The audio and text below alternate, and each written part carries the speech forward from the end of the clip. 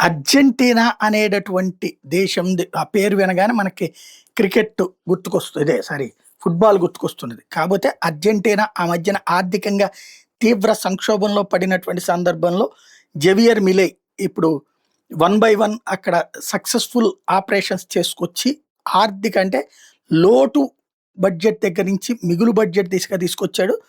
Argentina అప్పుల్ని క్రమంగా తగ్గించుకుంటూ వస్తున్నాడు. ఇప్పుడు $54 బిలియన్ తగ్గించుకొచ్చాడు.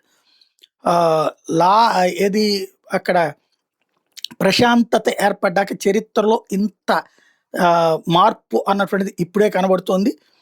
ఎస్పెషల్లీ వేస్ట్‌ని తగ్గించి, దుబారాన్ని తగ్గించి, అనవసరమైన వ్యయాలు తగ్గించడం ఒక ఎత్తు, ఉపాధి అవకాశాలు పెంచడం ఒక ఎత్తు, అలాగే పేదలను కూడా కాస్త మధ్యతరగతి ధనికులుగా మారుతున్నారు.